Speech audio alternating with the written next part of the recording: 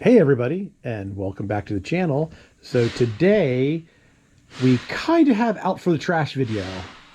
This was a customer giveaway. The customer gave this to us because the temperature sensor on the pump has broken off.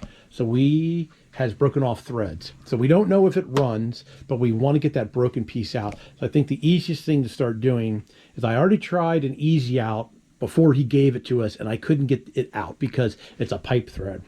So I think what we're going to do is we're going to start drilling it out. So first thing we're going to do, we're going to take off the automatic soap dispenser crack thing. There's a bolt here and a bolt over here. So let me get this out and I'll show you what's broken on the pump. It's an overheat switch. So if you run hot water into this thing and the pump senses that there's the temperature's too high, it blows open. So that's what he broke off of it. You can't get them anymore from Ryobi, but guess who has them? Amazon. They're like $12. But before we order one, we're going to see if we can get it out. So we'll be right back with this Ryobi 3000 PSI pressure washer. Alrighty, I have the patient on its back. I've taken the soap dispenser out. It was a 10 millimeter nut and a 4 millimeter Allen. And then the soap dispenser just fell out. And then actually those bolts also hold in this piece here. So I'll get that out. Kind of neat. Oh, there we go. So now that's out of my way. All right. So as you can see here, this is called a thermal release valve. It broke off. So if you put hot water in this and this senses that the water's too hot, it blows off. So we got to get that out of there. I tried an easy out. I tried heating this up. So I think what I'm going to do is I'm going to start drilling it to get closer to the threads and then maybe just run a tap through it. Luckily, the metal particles will just fall out the other side. So there's no worries about anything getting stuck in the pump that's going to destroy the pump, and I'll blow it out with compressed air. Let me get this adapter off of here real quick. There we go. And okay, there is a screen up here. I'm going to have to take the screen out. Hopefully that just comes, yeah, it'll come right out. I can get it with my finger. I'll have to flip it up. Take the screen out. So any of the metal shaving should come straight out, and then I'll blow it out when we're done. So let me get a drill and some drill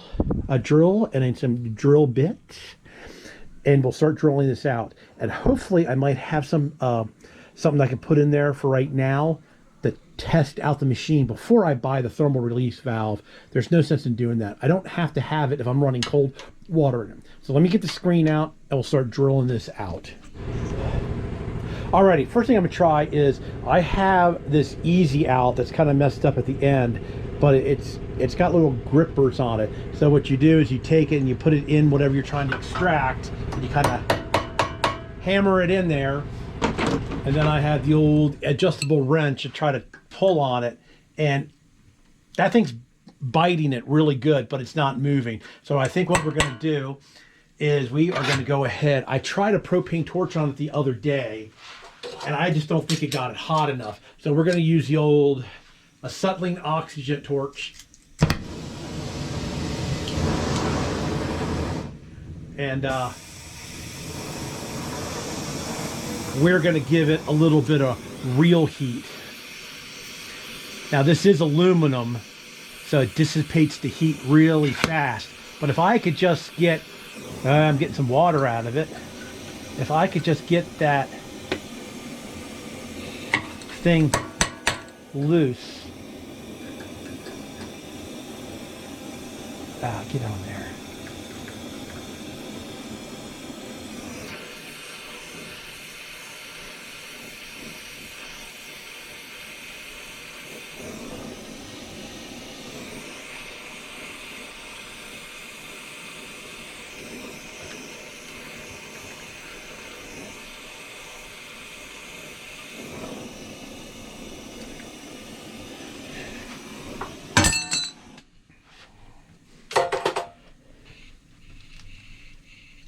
And it's definitely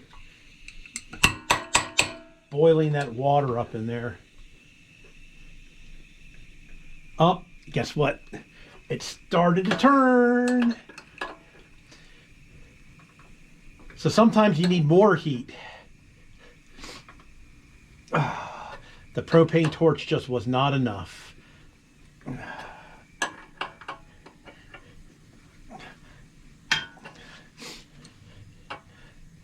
I think the whole reason why it wasn't coming out was because of the Loctite.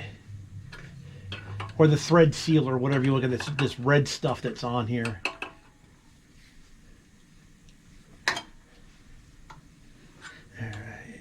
All right, didn't have to drill. I know this thing's probably hotter than Hades. All right, so now what we're gonna do, since I got this out, I'll go ahead and order. I'm not gonna order one. I was thinking about ordering one. I'm gonna see if I have a pipe plug that I can put in here. This is just a thermal limiter. I'm not going to run hot water through it. I'm just going to run regular water through it. I'm going to clean this out, try to find a pipe plug, and then we'll see if the rest of the machine runs. If the rest of the machine runs, then I'll order one. So in all the junk I have, I cannot find a 1/4-inch pipe plug. But I did find one of these plastic plugs that's got threads on it for doing a master cylinder bleeding, and it fits perfectly. So we are just going to run that. If it leaks a little bit, so be it. I'm just going to give it a little tight so it doesn't strip. Can't get it out by hand. Nope, there we go. The screen, see, I popped the screen out of the other end. That's what the screen looked like. It's got a little bit of dirt in it, so I'll take this over to the sink and clean it out and put it back in. And then I don't know why we have this adapter. I do not know why there's an adapter. Might have to give that back to the customer. So now what we'll do is we'll put some gas in the machine, check the oil, and we'll check and see if this thing actually runs, because I don't know if it actually runs or not. If it actually runs, then boom, we got ourselves another pressure washer, a 3000. All right, so let me clean the screen, put the screen back in, and I'll try to start it. I'll put the camera back on it when I try to start it. Alrighty, G Junior's with me now. So what we did is we went ahead and put gasoline in it, and I put that plastic plug in, and that plastic plug's leaking a little bit, but I don't want it to tighten it up any further. So he is going to try to start it. Run? So I guess it's run. Let's see. Hold on. Let's see. Now you want choke, and then on, and all right, give it a pull. Sounds pretty good. Wow, nice quiet first pull.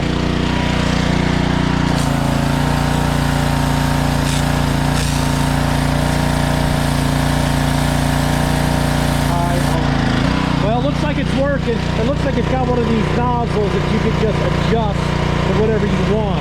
Let's try that. That might be the soap one. Okay, that's soap. So that's soap. I'll try that. Try that. 40. There you go. That looks pretty good.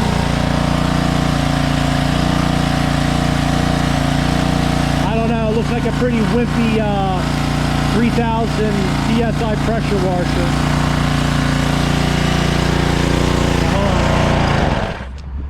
Looks like a pretty wimpy 3000. It's pretty good. Yeah, it's doing okay. All right, everybody. Well, we'll have to get one of those temperature relief valves for it. But as you can see, it runs, it works. We're gonna have to play with it a little bit more to see if we can find a better setting so it works. But it did clean the concrete. It didn't clean the oil stains. Usually oil stains do not come up, but it did clean the concrete. Alrighty, everybody, thanks a lot for watching. Please subscribe. You can always do that in that corner there. Please give me a thumbs up if you like my and more out for the trash videos. We'll get the thermal valve for this, and we have another viable pressure washer if that thing's actually putting out a lot of pressure, or this one might be hitting the road. All right, everybody, thanks a lot for watching. See you in the next one. Alrighty, we got a little bonus footage for you. We started using it, and all of a sudden the motor started to go like twice the RPM. Maybe it had some dirt in the carburetor, a little bit of bad gas, and finally worked its way through. Now the thing is working pretty good. So, yeah, definitely a good, viable pressure washer, and we're probably going to finish washing that stuff up. All right, everybody, thanks a lot for watching the bonus footage. We'll catch you on the next one.